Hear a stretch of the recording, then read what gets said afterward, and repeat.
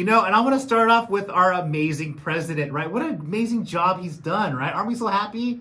Yeah, I don't know if he's going to be able to run for president again here in 2024 because I don't medically and mentally and all that fun stuff. He's fallen apart. And then what was it here? He was speaking at a healthcare policy about healthcare policy in Virginia Beach here this last week when he told a story about a nurse. He said was named Pearl Nelson.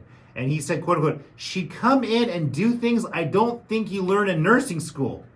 She'd whisper in my ear. I couldn't understand, but she'd whisper. And she'd lean down and actually breathe on me to make sure there was a human connection.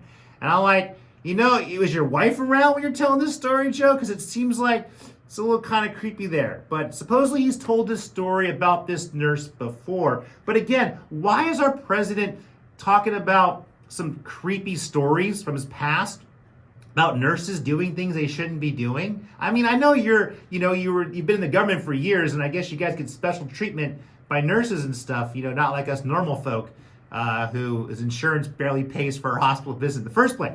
But anyways, good old creepy Joe Biden there. Yeah, I know. Oh my gosh, what a disaster. I mean, look at most of our presidents though, right? They really have been. Maybe it's just better not to have a president. Then we wouldn't have anyone to argue over. Then we couldn't say this person's been a bad president. I mean, I don't know. At this point right now, guys, our government's just a joke.